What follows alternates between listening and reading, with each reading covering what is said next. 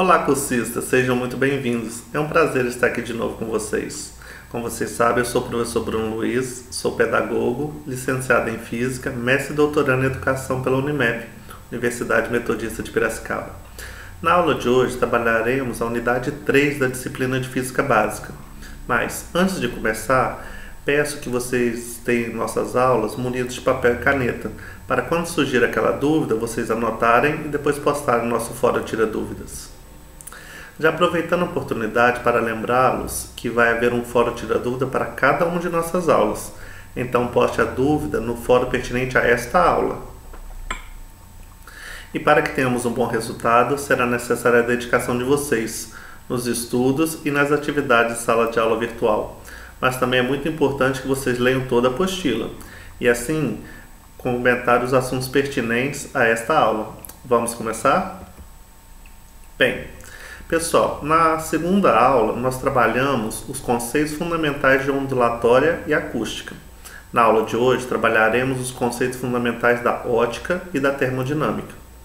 Iniciaremos falando da nova temática da nossa segunda aula, abordando a importância dos estudos, bem com seus respectivos objetivos. Vamos lá? Essa disciplina irá abordar os seguintes temas: ótica, termodinâmica. O objetivo geral da disciplina é desenvolver a autonomia na busca pela aprendizagem da disciplina e é o desenvolvimento das habilidades básicas, interpretar e resolver problemas que envolvam o conteúdo da disciplina, formular questionamentos sobre o conteúdo, treinar e desenvolver a capacidade de abstração, formulando e executando experiências do pensamento, praticando e aperfeiçoando o uso da matemática e das suas propriedades básicas. Então vamos iniciar falando sobre ótica. Mas o que é ótica? Ótica é o ramo da física que tem como objetivo estudar a luz e os fenômenos relacionados a ela. Como a visão é um dos sentidos que mais auxilia no conhecimento, o estudo da ótica é um ramo da ciência bastante antigo, surgindo desde os tempos em que as pessoas passaram a se questionar sobre o seu funcionamento. Assim, a ótica busca explicar por meio de proposições os fenômenos relativos à trajetória da luz, seja ela visível, infravermelha ou ultravioleta. Além disso, estuda a natureza constitutiva da luz, causas de defeito de visão, projeção de imagem, fenômenos e funcionamentos relacionados ao espelho, estrutura do átomo, entre vários outros assuntos.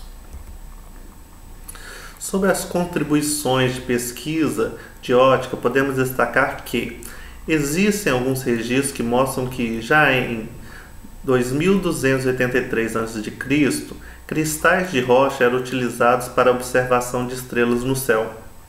Na Síria, durante a Idade Antiga, já existia lente de cristal. Na Grécia Antiga, lentes de vidro já eram utilizadas para criar fogo.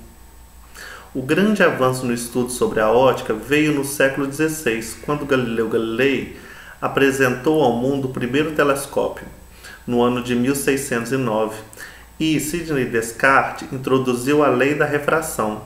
Além disso, no ano de 1728, Bradley conseguiu calcular a velocidade da luz, chegando ao valor de 3,08 vezes 10 elevado a 10 centímetros por segundo. Outro grande nome para o desenvolvimento da ótica enquanto ciência foi de Huygens, que apresentou a hipótese de que a luz pudesse ser uma onda, no início do ano de 1778. Isaac Newton também contribuiu muito para a área, com sua teoria da variação do índice de refração da luz pela variação da sua cor. Como falamos há pouco, a luz é o objeto de estudo da ótica. Mas como ela se propaga? Bem, ela se propaga em todas as direções e em linha reta. Seus fenômenos são os mais variados possíveis, de modo que, ao estudá-la, compreendemos melhor as diversas áreas da física. Reflexão, refração, difração são todos os fenômenos que incidem sobre a luz, alterando a forma como ela é percebida e como é possível estudá-la. Princípios fundamentais da ótica. Assim como várias áreas da física, a óptica também opera a partir dos princípios exclusivos. São eles: princípio da propagação retilínea, que diz que a luz sempre se propaga em linha reta.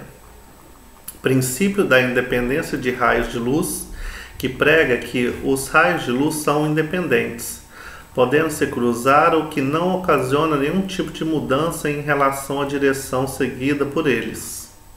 Princípio da reversibilidade da luz, que atesta que a luz é reversível.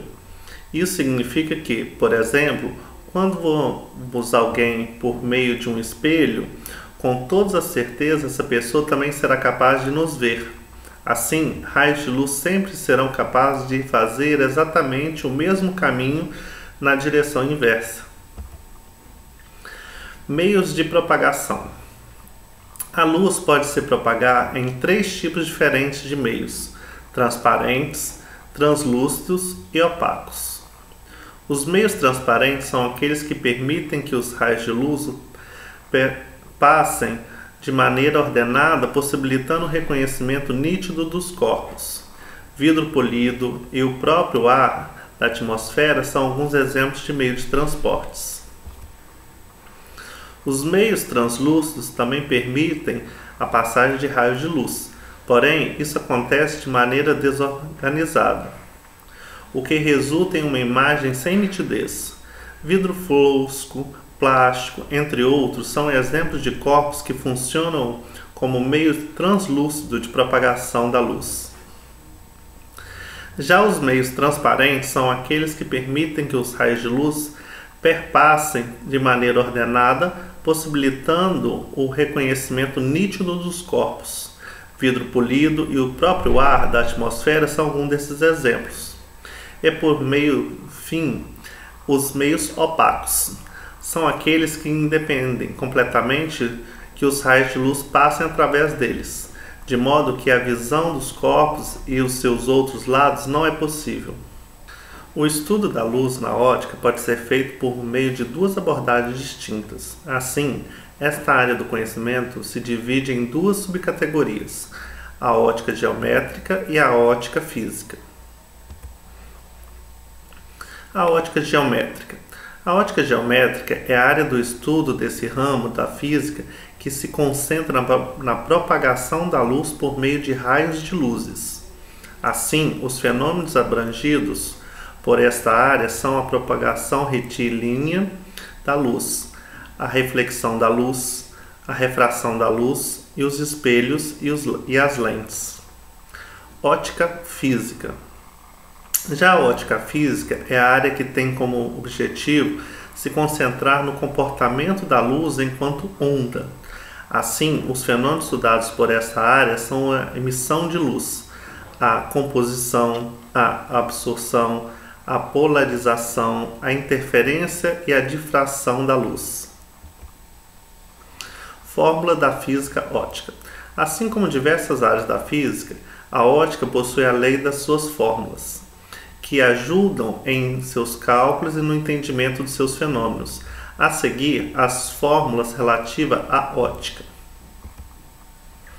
Aqui encontramos algumas fórmulas de ótica que ajudam em seus cálculos e no entendimento relativo à reflexão da luz, onde o ângulo de incidência é igual ao ângulo de refração. Quando abordados os espelhos planos, observamos que a imagem virtual é direta e de tamanho igual ao objeto. Já em espelhos convexos, a lente convergente, a imagem virtual é diretamente e menor do que o objeto. Aqui podemos encontrar as fórmulas associadas de espelhos planos e a equação de Gauss, para facilitar o cálculo e o entendimento de espelhos.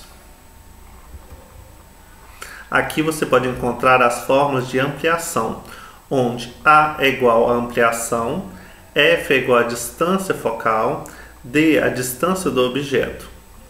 Refração da luz, calculando o índice de refração absoluta em um meio, onde Nm é igual ao índice de refração no meio, C é igual à velocidade da luz no vácuo, Vm é igual à velocidade da luz no meio. Na sequência, temos a fórmula que determina a lei de Chernus-Descartes, onde N1 é igual ao índice de refração no meio 1, I é o ângulo de incidência, N2 é igual ao índice de refração do meio 2, R é igual ao ângulo de refração. Experimentos da física óptica, então. Existem diversos experimentos que foram feitos ao longo da história e que ajudam a provar os conceitos da lei da óptica. Listamos alguns deles a seguir. Periscópio. Em uma caixa retangular de papelão, madeira ou mesmo tubos de PVC fechados, são montados dois espelhos, paralelos entre si num ângulo de 45 graus, sendo um no alto da estrutura e o outro na base. Na altura de cada espelho, a caixa possui aberturas. Assim, pela janela superior, incide-se o raio de luz proveniente do objeto a ser observado. O espelho reflete tais raios para baixo, na direção exata do espelho posicionado na base. Enfim, os raios se desviam em direção ao observador, que se encontra na janela inferior. O princípio do periscópio é muito conhecido das clássicas ilustrações sobre submarinos, os quais possuem um aparelho deste para que seja possível ver acima do nível da água, sem que a embarcação precise emergir. Câmara escura de orifício. Esse é um experimento no qual é possível criar uma máquina fotográfica, sem a utilização de uma lente. Considere em uma caixa no qual fizemos um dos seus lados um furo muito pequeno, do tamanho de uma ponta de uma agulha. Na parte de dentro, na face oposta ao furo, inserimos uma janela de papel vegetal esticado. A primeira câmara escura já feita era na verdade um simples quarto escuro, no qual uma das paredes estava em um pequeno furo. Uma pessoa no interior dessa câmara conseguia ver as imagens de uma paisagem ilustrada ou mesmo de um objeto localizado na parte exterior. A grande questão é que a imagem parece invertida, sendo projetada na parte oposta do orifício. Desse experimento prova o princípio de propagação retílica da luz, uma vez que os pontos altos do objeto em questão são projetados para baixo e vice-versa. Já a nitidez da imagem está relacionada ao tamanho do furo. Quanto menor for o furo, mais nítida será a imagem. A ideia desse experimento surgiu no século X, mas apenas no século XIX ele foi utilizado como uma câmera fotográfica, quando as propriedades de sais de prata sensível à luz foram descobertas. Assim, era possível gravar nessa imagem em uma placa devidamente posicionada, obtendo o que hoje chamamos de fotografia. Sombras coloridas. Nesse experimento, temos projeção de 3 fontes de luz coloridas: vermelho, verde e azul. Em uma parede branca, estas são as 3 cores primárias da luz. Ao colocarmos um copo ou objeto no caminho das fontes de luz, surgirá na parede branca 3 sombras distintas no mesmo. Assim, cada sombra corresponderá a uma fonte de cor diferente. A sombra da luz vermelha será iluminada pelas luzes verde e azul, de modo que o resultado será uma sombra colorida em ciano. A da luz verde resultará em uma sombra de cor magenta. Por fim, a sombra da luz azul, iluminada pelas luzes verde e vermelha, resultará em uma sombra de cor amarela. Sobre os discos de Newton. Segundo a lei da dispersão da luz, temos um feixe de luz branca que se decomporá ao atravessar um prisma. O resultado será um espectro colorido cujas principais cores são vermelho, laranja, amarelo, verde, azul, anil e violeta, as mesmas cores do arco-íris. Este experimento comprova Então, que a luz branca é constituída, na verdade, pela mistura de diversas cores. Porém, as citadas acima são apenas as mais fáceis de se perceber ao realizar esse experimento. O caminho inverso também pode ser feito para provar o ponto do experimento. O disco de Newton consiste em um disco no qual estão presentes as 7 cores primárias do arco-íris, que listamos anteriormente. Ao rotacionar o disco, podemos ver uma coloração clara e uniforme, mas que não chega a ser branca. Ela é o resultado da mistura de cores pintadas no disco, mas que representam apenas uma reduzida fração de luz visível. Então, concluímos a parte da ótica, pois ela é um dos assuntos mais densos e complicados da física, envolvendo tanto a parte teórica da origem da luz e de seus fenômenos, quanto dos cálculos matemáticos presentes na área da ótica geométrica. Por isso, não basta saber apenas os conceitos, é preciso conhecer as fórmulas e saber como são aplicadas, principalmente assistindo vídeo-aulas na internet que abordam esse tipo de conteúdo. Bem, sabemos que vocês já ouviram falar sobre termodinâmica, mas o que é termodinâmica? Pois bem, vamos compreender um pouco da evolução da história dela. A termodinâmica é uma ciência que teve impulso especialmente durante a Revolução Industrial, quando o trabalho era realizado por homens ou animais, no começo a ser substituído por máquinas. Os trabalhos dos cientistas da época levaram-nos às 2 leis de caráter muito amplo e aplicável a qualquer sistema da natureza. Pois bem, a troca e a termotransformação de energia são fenômenos que ocorrem constantemente na natureza. Basta esfregarmos a mão para percebermos o aumento da temperatura dela. Nesse caso, temos uma transformação de energia mecânica em calor. Esse é só um dos muitos exemplos que ocorrem frequentemente ao nosso redor. Então, vamos conceituar a termodinâmica? A termodinâmica é o ramo da física que estuda as relações de troca entre o calor e o trabalho, realizando na transformação de um sistema físico, quando esse interage com o meio externo, ou seja, ele estuda como a variação da temperatura, da pressão e do volume interfere nos sistemas físicos. Sobre a lei da termodinâmica, podemos apontar que existem 4 leis da termodinâmica. A lei zero, associada ao conceito de temperatura. Primeira lei da termodinâmica, relacionada ao conceito de energia e a conservação da energia. A segunda lei da termodinâmica, associada ao conceito de entropia, onde energia possui qualidade e quantidade. E a terceira lei da termodinâmica, relacionada ao limite constante da entropia absoluta quando a temperatura Kelvin se aproxima de zero.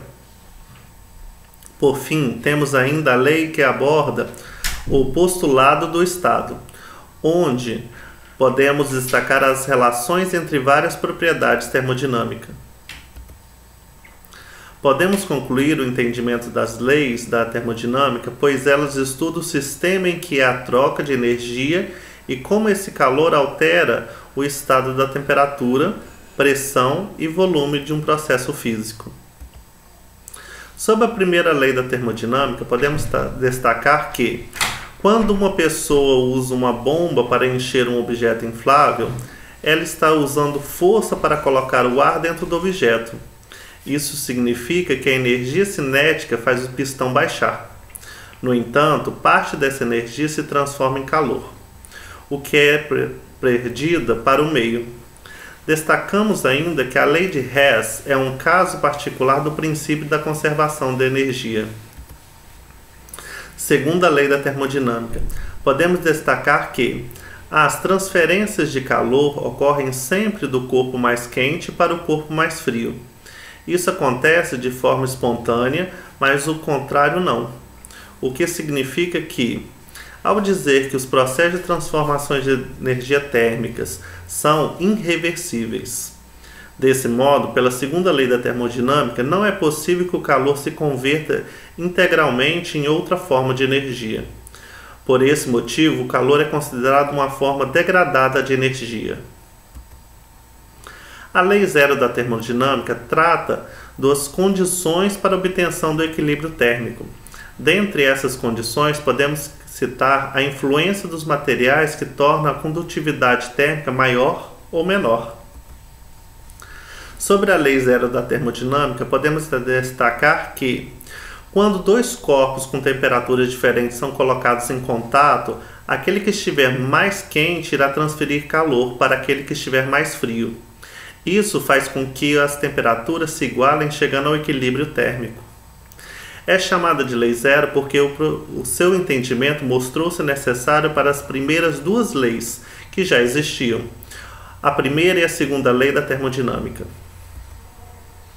Sobre a terceira lei da termodinâmica, podemos destacar que Nernst, o físico que a propôs, concluiu que não era possível que uma substância pura, como a temperatura zero, apresentasse a entropia num valor aproximado de zero.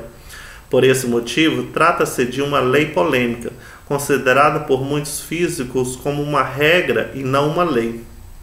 A terceira lei da termodinâmica surge como uma alternativa para tentar estabelecer um ponto de referência absoluto que determina a entropia. A entropia é, na verdade, a base da segunda lei da termodinâmica.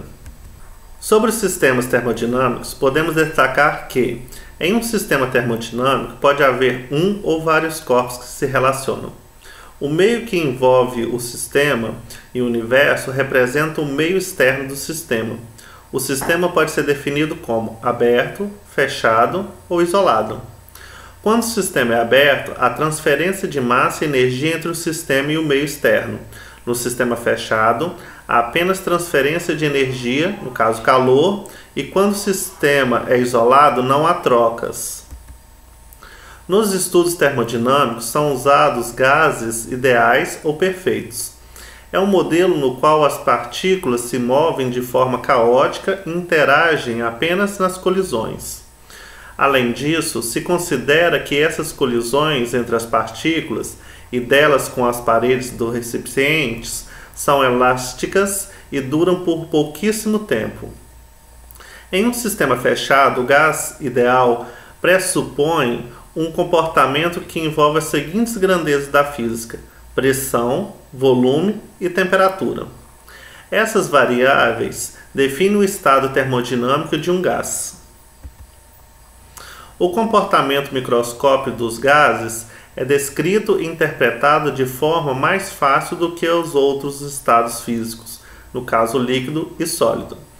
É por isso que os gases são mais usados nesses estudos. A pressão, no caso representado pela letra P, é produzida pelo movimento das partículas dos gases dentro do recipiente. O estado ocupado pelo gás no interior do recipiente é o volume, representado pela letra V. E a temperatura, representada pela letra T, está relacionado com a energia cinética média das partículas do gás em movimento. Um gás ideal transformado por apenas um tipo de átomo possui energia interna diretamente proporcional à temperatura do gás. Isso é, representados pela fórmula apresentada. A energia interna de um sistema é uma grandeza física que ajuda a medir como ocupam as transformações pela qual um gás passa. Essa grandeza está relacionada com a variação da temperatura e da energia cinética das partículas. Uma máquina térmica é um equipamento que pode transformar calor em trabalho. Esses aparelhos funcionam entre duas fontes, uma quente e uma fria, e o fluxo de calor da fonte quente para a fonte fria da parte é transferida em trabalho, como esquematizado nessa figura. Uma transformação clínica ocorre quando o estado inicial do sistema coincide com o estado final, em um diagrama de pressão por volume da curva que representa uma transformação é fechada, como a representar na figura apresentada. Ciclo de Carnot é um ciclo particular de transformação termodinâmica de um gás ideal. É um composto por duas transformações isotérmicas e duas transformações adiabáticas. O ciclo de Carnot pode ser descrito pelas seguintes etapas. O gás sofre uma transformação isotérmica, se expande e absorve a quantidade de calor em Q1, de uma fonte quente a temperatura T1. Após a transformação isotérmica, o gás sofre uma transformação adiabática, sem troca de calor com o meio. Como se expande adiabaticamente, sua temperatura cai um valor de T2. Em seguida, o gás sofre uma compressão isotérmica, é liberada uma quantidade de calor Q2. Para a fonte fria, a temperatura T2. Finalmente, retorna à condição inicial após sofrer uma compressão adiabática. A grande importância do ciclo de Carnot se deve ao teorema a seguir. Nenhuma máquina térmica que opere entre duas dadas fontes, as temperaturas T1 e T2, podem ter um maior rendimento do que uma máquina de Carnot, operando entre as mesmas fontes. A máquina de Carnot é uma máquina térmica que opera segundo o ciclo de Carnot. Todas as máquinas de Carnot apresentam o mesmo rendimento, desde que operem com as mesmas temperaturas.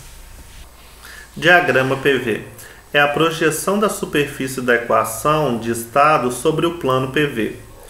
Todo ponto sobre o diagrama PV representa um estado de equilíbrio, uma transformação reversível e um caminho contínuo no diagrama de PV. Já a transformação irreversível não pode ser representada dessa maneira. Alguns tipos de transformação reversível: isotérmica, temperatura permanece constante; isobárica, pressão permanece constante; isocórica, volume permanece constante. Por fim, as transformações adiabáticas, aquelas transformações gasosas onde não há troca de calor com o meio externo. Sendo assim, a transformação adiabática, o calor é zero. O conceito de equilíbrio termodinâmico também é importante para que se compreenda a ideia de transformação reversível e transformação irreversível. Transformação reversível são aquelas que ocorrem muito próximo da situação de equilíbrio. Nesse sentido, um sistema que se estiver passando por uma transformação reversível rapidamente volta à situação de equilíbrio. Transformações irreversíveis são aquelas em que as condições de equilíbrio são cada vez menos acessíveis, fazendo com que todo o sistema mude suas características de tal modo que não seja mais possível que ele volte ao estado anterior.